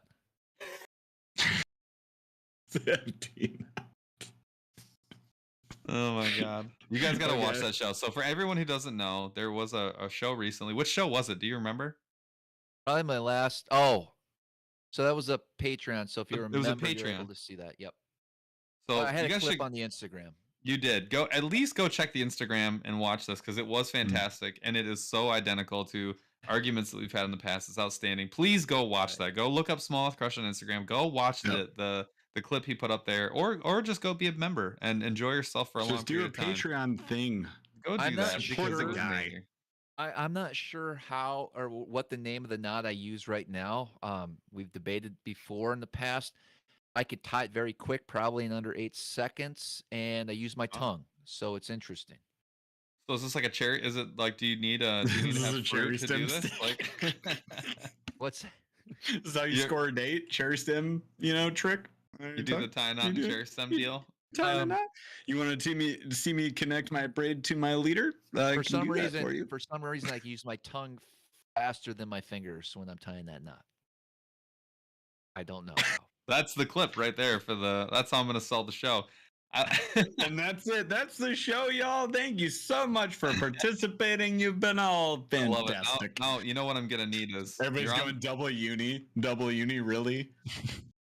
Yeah, you're on the Instagram. So now what I need is a slow motion. I need a slow motion of you tying this knot, because I want to know. Dude. I need to know what's going on here. I use the FG. So this would be potentially a 3 million view TikTok. I'm just saying. Yeah, if you were looking to get big, if you want to go TikTok famous, you could do that right now. Just saying. Well, tongue-tied knot. I mean, I could easily tongue-tie a knot, because that's what I do. I tongue-tie at least 15 to 20 knots a day during the... I've never seen this. I've never seen this ever. So I feel like that belongs on the internet. First of all, the internet is owed this. Second of all, the sound you might want to use is "I understood the assignment." I'm just saying. Throwing it out there. It's a great idea. You're welcome for making you TikTok famous. Just remember us when you're rich and famous. You can just call us out. All right, we are at that point where, as much as I'd like to stay up to midnight, because I actually do have a lot. Do we have to chat right now? What we're gonna do is we're gonna get into our slow rolling thunder portion, where we ask you some fun questions. But while we do that, if you've been on the show before, you know we always, every single week, courtesy of Monster Bass, give away a $25 gift card, good for anything except for subscriptions on the Monster Bass website. So, is it good for the Burly box? I feel like it is. It is good for the Burly box. I feel like we talked about this. It's not good for the Smallmouth Crush box. It's definitely not good for the Smallmouth Crush box. If you guys use our gift card that we give you for a Smallmouth Crush box, no, I'm gonna remember we're all in this together. Everybody on the team wants to sell their boxes out. Okay, so I'm gonna remember that too. But first of all, we've called out the Burly box a whole bunch. You guys can go check that out. We called out the Smallmouth Crush box as well, so you got the links for both of those. Go check them out, please. If you're considering getting some tackle for you or someone else for Christmas, please do that and start with our box, and then get other stuff that's not as important as our boxes, because it supports us and it gets you great tackle.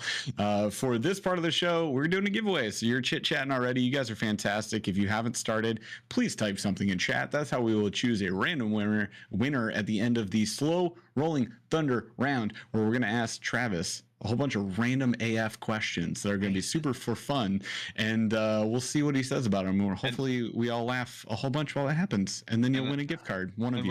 We're gonna tell you at some point who the name of the person is that won. When you find out that it's your name, what we need you to do is type your email address into chat, press enter. No one will be able to see it except for Jeff and myself and Chaz. So and we won't show it. No one will be able to see it, and we will go ahead and email you that gift card. So please keep listening. If your email is linked to your YouTube account, just send me an email and I'll post. We'll figure it out. We'll get there. We'll see what happens. We've dealt with this a few times in 90 episodes. Let's get into the slow rolling thunder round. So, question number 1, Travis, when you are outside in the summertime and you're fishing on your butt, stop. Now I'm upset. What? I'm just cold. Shut up, Paul. All right, ask your question. So, Travis, you're outside and you're fishing. It's summertime, and you decide to wear a fishing shirt, right? You know, like a sun shirt, right? Do you on that sun shirt? Do you like to have the hood on the sun shirt, or do you like the no hood on the sun shirt? I like the hood. Dang. Oh, that hurts. Where are we at, Chaz? Are we winning yet? No, yeah, you're up by 2. That's what's brutal. up, dudes? What's up? Brutal. I see Nathan Parliament, double hood. Yes, please. We're gonna have to get some real anglers in here. Yes. No one's Chaz. No one's. So Travis, I like no hood. I don't like the hood. I like it when the hood is not there. Jeff's team hood. Chaz's team shirtless. Yep. Team shirtless is a far distant. Team shirtless is nowhere. Yeah, like, they're not even in the same. I don't even know if they're really field. A sanctioned team at this point. Okay, there's Division 7. Like, if I don't see XFL, Travis, if I don't see this video of you tying a leader knot with your tongue, I'm gonna cry. I don't know if our friendship can be. You have 1 week. Tough. You got one. Listen, how about you guys help me with this, because I have a TikTok, but I don't really have any videos on it. It would be the first video. Is that fine? No, that's great. Yeah. That's outstanding. Because here's the thing. Paul's our TikTok pro, by the way. The first couple of videos, they'll give you some extra juice, so it gets spread out there for you. Just do it. Just literally juice. And you can just film it on your phone, and then you can post it on there. You know, from your phone on tripod. I don't have time to do all that. How many knots do you tie? Like this way, and then it goes over here, and then he's looking at a reel and his face is in you that. Don't like, need to do that. You know how many of those I do? A lot. In about, we'll call it an hour and a half. He's done 12 in an hour. I can do like 10 in an hour, pretty easily. So what I do is I pick one night where I don't have to edit, where I don't have to work on any guest shows, where I don't have to do the show, where I don't have to, be a normal human, where I got like an hour. It'll be like 10 to 11 o'clock, and I'll just knock a dozen out or whatever. Because I pictured you coming home, and you just got home, it's dinner time, but you're still out wherever you do your thing, and you're trying to just get one off because you need to get it up there. You know what I mean? No, I'm way more proactive than that. I usually have 5 in the hopper. Okay. I usually got 5 in the hopper, and I post them because it's a whole thing. We'll get there. We'll talk about it. We'll talk after the show. Question. All right. Question number 2. Summertime. Strictly summertime. You're on a boat. People should know this. What is your fishing footwear of choice? Flip-flops. Or an extreme, which would be ankle-high waterproof boots. Oh, wow. What's the brand? What brands? For flip-flops? Mm-hmm. Oh, yeah. Used to be Soft Science because it wouldn't smell after you get your foot wet, and a lot of problem with flip flops is Jeff, you taking notes? Okay. 2 months into it, your flip flops smell because you're standing in water, you're out of the water, and it absorbs the leather and all that. So 2 minutes into it. As soon as Jeff looks at a pair sideways, he's got to wear blinders when he. I have toxic sweat, so I've proven this on videos before. You guys have seen my hats; they erode, and my footwear is equivalent to that. So I once owned a pair of the Crocs with the like liner canvas material, whatever, like not straight Crocs, and I left them in my truck during a camping trip, and overnight my truck became a toxic fumed wasteland. So like we gross. opened the doors and literal green plumes of smoke came out, and we were all like, okay, we should probably leave now. And since then I have always carried some sort of air freshener in my car at all times, forever. Soft science. So soft what is science, it now? What is it now? Honestly, don't even know the brand. I don't know. I'm sorry. I can't answer that properly. Let's Holy just go cow. soft science because that was the original. All right, I like it. I don't think they're around anymore. You got upset about it. Dang it. Shoot. Okay. That is unfortunate because there should be like smell-proof brands out there. Like honestly, like There that is. That's a big thing. Yeah, it's got to be waterproof. It's got to be waterproof. Crocs, man. The Crocs flip-flops Gotta support them. They're legit. I couldn't do that. Yeah, everybody in chat. Yeah, it smelled that bad. Oh no. Okay. All right. Well, wow. Friendship further eroded. This video is our friendship hanging by a TikTok thread. This is brutal. Okay. All right. I feel like we have a bond to last ages. Oh yeah, you and Jeff are now. Yeah, I mean, you just exchange numbers now. He's gonna be your next epic character. And I'm gonna get a text. What do you think about a wiggle wart? What do you think about wiggle wart? Get that anonymous crankbait text from Jeff. All right, so question number 3. What app, this is one of my favorites, what app gets the most use on your phone that is not work, social media, or music related? Ooh. I gotta look. It's gonna be podcasts. No. Gregory Whitaker, stop typing hashtag Pornhub. And we can't have that. It's not YouTube. Gregory Whitaker, what the frick, dude? God dang it. That's gonna. I'm gonna deny your entry. Calendar. The calendar. That is a great answer. That's a great answer. We've been asking this for over 10 episodes. Nobody said that, and that is ridiculous because I agree. I use the calendar a lot. But not my calendar for the podcast. No, I would never use your calendar for the podcast. I'm always gonna be like, every time I text Jeff, I'm like, oh, we got a guest for blah blah blah. He's like, well, can I do him for this date? I'm like, check calendar. He's like, what? Wait, are you telling me there's a calendar for the podcast? God, every time for years. Oh, no, our calendar. Oh God. Jesus Christ. Well, you guys are both fired. All right, number 4. Actually, you know what? Now we're gonna do the Jaws. I think we're okay to run. We're okay to run the giveaway. Come on. No, because we're gonna do 4 and 5, but I want to run the giveaway now and give people time. We gotta give people time. We're working. It's a system. It's a system. Jaws, roll it. Who we got? We have a winner. That's an easy one. That one finally. Heather Cummins, I know you're here. Please say hi, and then please give us your email so we can hook you up. While Heather's doing that, it is about freaking time. Heather's well deserving. All right, so while that is going down, number 5. I like this one. I might keep this one and just change the species. What's the best bait that no one knows about for smallmouth bass? Ooh. Give away your secrets. You can't. Okay. Second favorite. Can you tell us after the show and never tell anybody else? Can we get your second favorite? Can we get the worst lure? How about? It's gotta be low profile. Like it can't be like if you bring a freaking TRD, I'm gonna set you on fire. If I had one bait to use the rest of my life, this would be it. Yes. Is that yoga pants? Is that yoga pants? Yep. Man. Oh, not a green pumpkin. You'd go yoga pants. Mm-hmm. So, predominantly in what waters? River or still? Yeah, doesn't matter. Clear lakes. Clear lakes. Okay. I get it. Oh, see, I'm mad at that answer, and I think our friendship thread is purely severed. Stop eroding your friendship. Shut up. So, like, I tried to pull out chartreuse on the trip, and like multiple times, my guide Patrick was like, "Put that crap away. Put that ish out of here." So for us, it's like copper truce. So still Z-Man TRD forever and always next to mule fishing. I'm gonna disagree with your guide about put that chartreuse away though. See, he goes largemouth only, and I was like, really?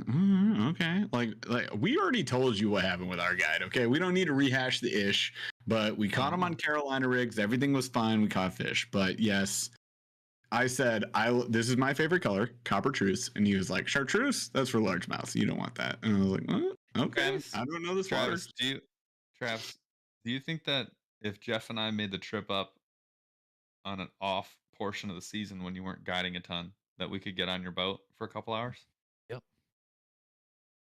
Because that was, to be honest, I'm kind of mad that we didn't do that on day I wish 2. we could have fished with you. Yes, we knew you had Eric, and then we pretty much figured Rick was with you the whole trip. Well, you guys, to be honest, that would have been awesome. Listen, you were in a specific part of the river at a specific part of the year, and what you experienced was that type of fishing for that zone. Yeah, I could show you 50 other different scenarios with different techniques and locations where you'll have just as much success all up and down the St. Lawrence River and out onto Lake Ontario. So whatever you want to do, we can accommodate that as far as what techniques you want to explore, for sure. Yes, all of them. You know what I didn't get to do enough of that I really wanted to do? Was Ned drop rig, shot. 'cause you didn't Drop at all? shot. I Oh, wanted drop a drop shot. I really did. I came prepared. You Like didn't net at all, did you? I don't think you threw a net once. That's not true. You did? What I tried to do with the Ned was not what you guys were trying to do. I wanted to get it actually into the grass, like on the edges, and I wanted to pop it out and then let it fall on its own. So but there was no the way we were fishing. There was no time, so I didn't. It was not possible. I gave it about 20 minutes, but okay. Yeah. All right. Yoga pants. Yoga pants. I like it. Okay. Did we get Heather's email? Chaz? I haven't seen it. Heather, email please. Last question. Heather, this is during this question is your last opportunity. This is your time, Heather. Even though we do know how to get a hold of you, but still, it'd be easier to email. So let's do this. The last question. Top three gas station foods. Oh my god, that's a big question. Okay. It is a huge question. We're giving when I'm on it or when I'm off of it. When you're trying to be healthy and gluten free. Oh no, all time. Sorry, off of that. You trying to? Don't give me that. Yeah, no. We don't need your healthy options. Worst. I'm going to give you about 5 or 6 items I'll purchase, but I'll give you 1 through 3 would be the top. So of course, so let's say I'm coming back from a guy trip, and now I'm not going to the cabin. I got to go home, right? Yeah. We got 4 hours to get back from Lake Ontario. So I'm going to pull in. I'm going to grab a Monster. Which flavor? What color? The green can. Whoa! The what is that? Like the tropical one? The ultra? Monster. I said the original. Like OG Monster? Yeah. I think he's talking about black and green logo. Yes. Okay, the original. Hell no, none of that. Full diesel. He goes full diesel. Mad respect. Diesel. No biofuel. Okay. Now we've stepped. No ethanol up in this guy. He's stepped up. I like it. Dig it. Heath Bar. Heath Bar? Heath Bar coconut mounds. Coconut mounds? What's happening right now? I feel on another planet. Kit Kat. Okay, I can get with that. 100%. Okay. I'm back. And then I have to, if they have them, a lot of times they won't, but I would need the almond M&Ms. Okay. This is hands down the most unique. I'm baffled. This is the most unique. If you can find it. Wait, of all of them or just of the? They're king size. So the Kit Kat's king size, the Heath Bar's king size. Well, they'll have 2 of them in a pack. But and then bag M&Ms. But then you gotta try to find. Most of the time, a lot of times you can't find the family size. Yeah, you can't get that almond M&Ms. So now, some gas stations don't have a disposable plastic spoon. I always carry some in the truck, and so I will grab, especially if it's in the summer, I will probably grab one of them quarts of half-gallon ice cream. Knew it. And honestly, that's it. And so first I start out with Heath Bar typically, then I'll hit the ice cream, and then like as a dessert would be the Kit Kat, and then at the end, at the very end, it's the M&Ms. You just eat those on the way. You know what I mean? Like, oh my god, I honestly, must have to play, dude. But no, prior to that, I hit up McDonald's, got the Filet-O-Fish meal, extra large with a Dr. Pepper, a milkshake, and 2 apple pies, and if I'm really feeling it, a cheeseburger. And I've done this before as well, the small chicken fingers, chicken McNuggets with honey mustard and then barbecue sauce. I fully agree and concur with Guggen Slayer, who just said savage. Like, your menu right now is the most savage, I think, of menus I've ever heard of. There's no way you're alive. You're all vanilla. You're all vanilla. All of us are. I'm included. Like, we're vanilla AF. This is ridiculous. Travis wins this round and every round after. You need to not go to be checked for tapeworms, because there's no way there isn't another organism that you're feeding inside of yourself. From all the Filet-O-Fishes. There's no other way. That's we took a fish, we made it square. We didn't cook it fully. Here you go. Good luck with gosh. Keep in mind, I'll go clean eating for months. No, for sure. Like, we know. I'll go 2 months of crazy ice cream though too. This is the greatest. I love this so much. Come on. We're gonna.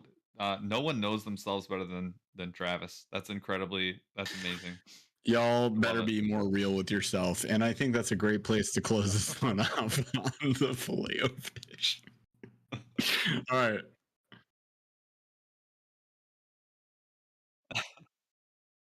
No, yes. He was running the debate. Did we all post videos of that, or did we just talk about this? I think Nate Parliament. He's a member, so he probably saw this in the membership.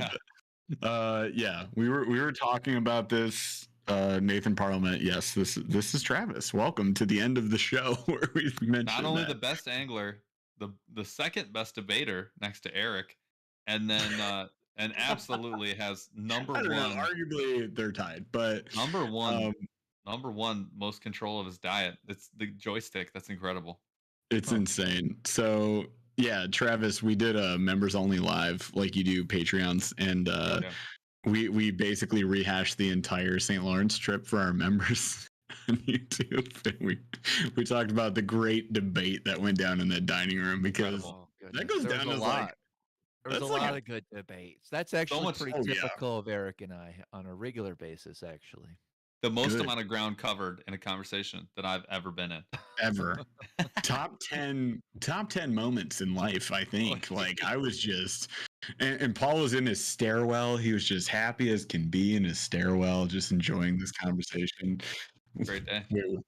Yeah. All around is fantastic. I enjoyed myself very much. And you know what? I hope you guys enjoyed yourselves tonight as well. We enjoyed being with you. This is another fantastic live. Thank you so much to Smallmouth Crush for being a fantastic guest star on the show.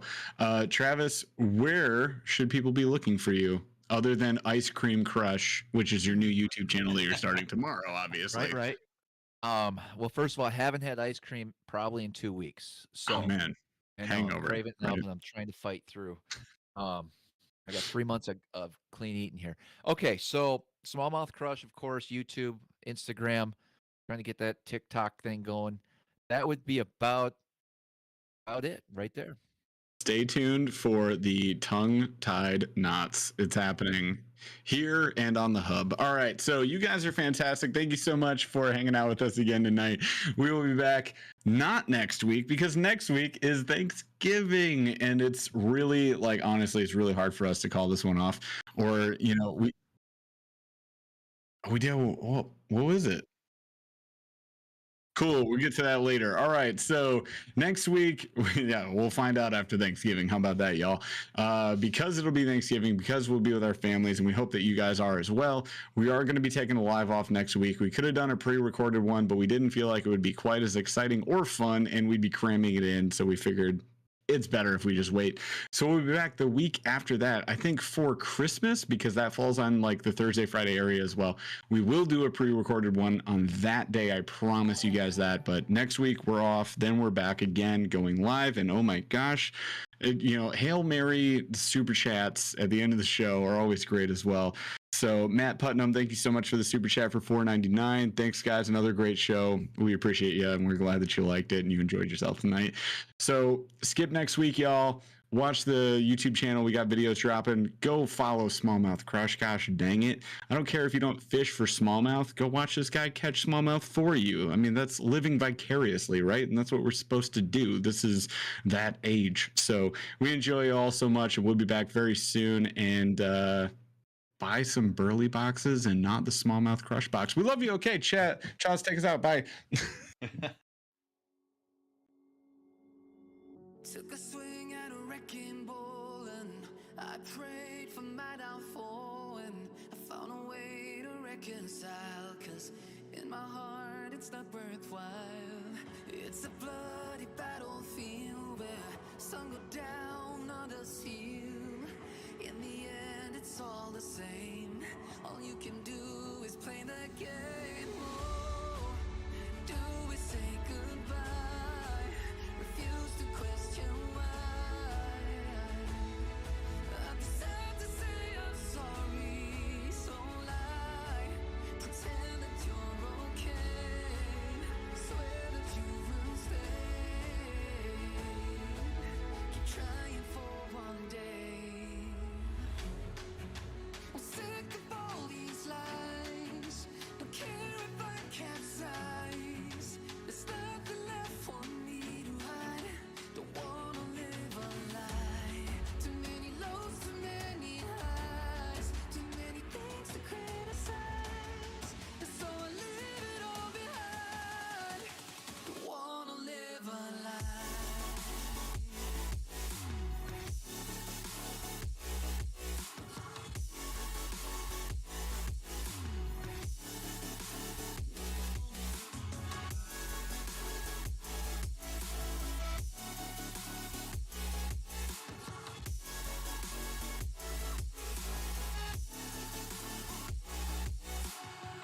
Life kept spitting at my feet and forced me down a dead-end street, when all I had went up in flames, burning only dark remains. I cover up every part of my skin, oh, 'cause I don't like the person within. Oh, I know I'm the one to blame. All I can do is take the shame. Oh, do we say goodbye? Refuse to question why. I'm too sad to say I'm sorry, so lie and pretend that you're okay. Swear that you will stay. Keep trying for one day. Whoa, I'm sick of all these lies. Don't care if I capsize. There's nothing left for me to hide. Don't wanna live a lie. Too many lows, too many highs. Too many things to criticize. So I leave it all behind. Don't wanna live a lie. A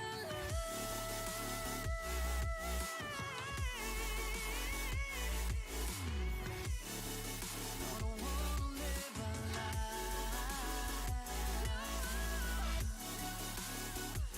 Live a lie. Ooh. I'm sick of all these lies. Don't care if I capsize.